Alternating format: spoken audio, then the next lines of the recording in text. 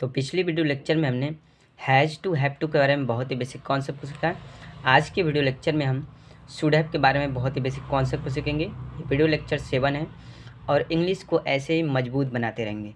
तो सबसे पहले इसके पहचान की तरफ चलेंगे। तो जो इसका पहचान होता है, शुड हैव का जो पहचान होता है, चाहिए था।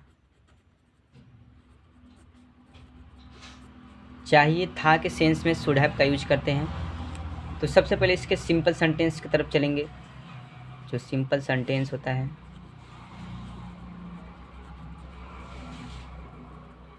जिसको हिंदी में बोला जाता है साधारण वाक्य, इस तरह से। सबसे पहले स्ट्रक्चर की तरफ चलेंगे। जो स्ट्रक्चर इसमें हो जाएगा,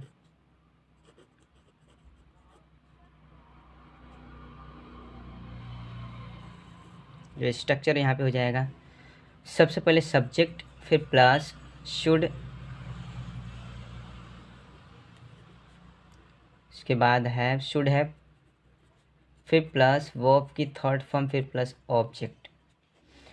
जितनी भी सारी मॉडल वर्ब्स होती हैं जो दो शब्द से मिलकर बनी है, जैसे should have, could have, may have, might have, would have, इस तरह से उनमें वर्ब की थर्ड फॉर्म का यूज किया जाता है। और जितनी भी सारी मॉडल वर्ब्स होती हैं जो वह सिर्फ एक शब्द से जुड़ी होती हैं, जैसे should, can, could, may, might, may have, इस तरह से उसमें वर्ब की फर्स्ट फॉर्म का यूज किया जाता है। तो यहाँ पे हमारा दो शब्द वाला मॉडल वर्ब है, तो वर्ब की थर्ड फॉर्म का यूज करेंगे। तो एग्जाम्पल के साथ बहुत ही अच्छे से समझते हैं। जैसे एग्जाम्पल यहाँ पे हो जाएगा, जैसे राम को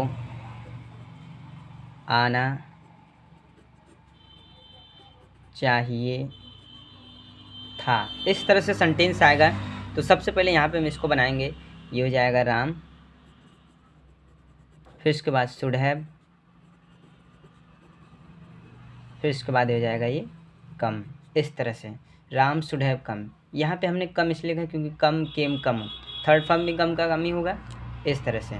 ठीक है, अगले एग्जाम्पल की तरफ चलते हैं। जैसे मुझे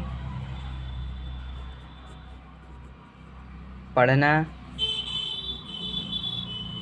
चाहिए था, इस तरह से चाहिए था के सेंस में। तो मुझे का हो जाएगा आई के साथ हम शुड हैव का यूज करेंगे, आई शुड हैव, और इसके बाद रेड होगा, थर्ड फॉर्म भी यही होगा, इस तरह से। इसके बाद निगेटिव सेंटेंस की तरफ चलते हैं। तो जो निगेटिव सेंटेंस होगा,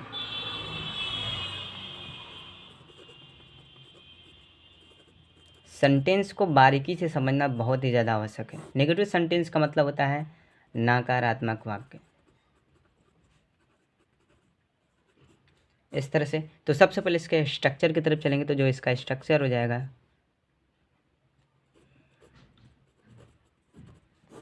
सबसे पहले सब्जेक्ट, फिर प्लस, यहाँ पे देखेंगे तो सब्जेक्ट फिर प्लस शुड, फिर प्लस नॉट के बाद यहाँ पे हम प्लस जोड़ेंगे हैव, फिर प्लस वर्ब की थर्ड फॉर्म, फिर प्लस ये ऑब्जेक्ट। इस तरह से नेगेटिव सेंटेंस को बनाएंगे। एग्जाम्पल के साथ बहुत ही अच्छे से समझते हैं। जैसे एग्जाम्पल हो जाएगा,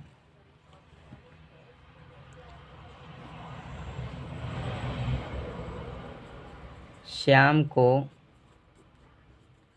खाना नहीं खाना चाहिए था, इस तरह से आएगा। तो कैसे बनाएंगे? सबसे पहले यहाँ पे श्याम,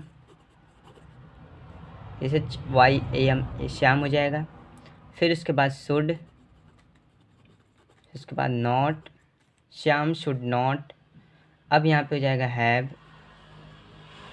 ठीक है। फिर वर्ब की थर्ड फॉर्म, खाना खाने का मीनिंग इट होता है, एट होता है, फिर ईटेन हो जाएगा, ठीक है। Shyam should not have eaten, खाना का मीनिंग क्या हो जाएगा? फूड, और ये इस तरह से बन जाएगा।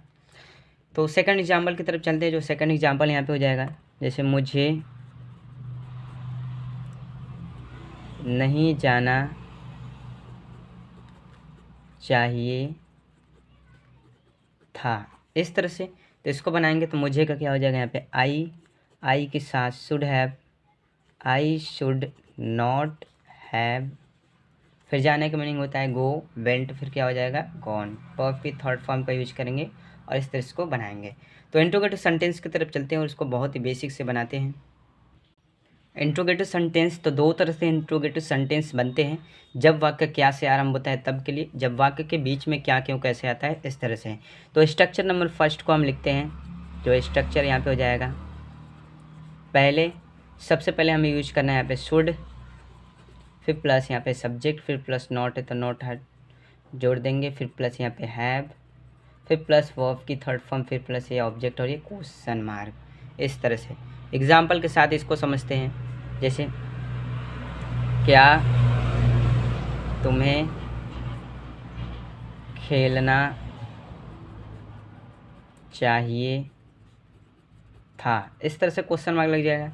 तो सबसे पहले यहाँ पे लगाएंगे शुड, फिर तुम्हें का मीनिंग सब्जेक्ट जो हमारा है यू, फिर नॉट दिया है तो नहीं, नहीं तो हैव जोड़ेंगे, शुड यू हैव। फिर खेलने का मीनिंग क्या हो जाएगा, प्लेड।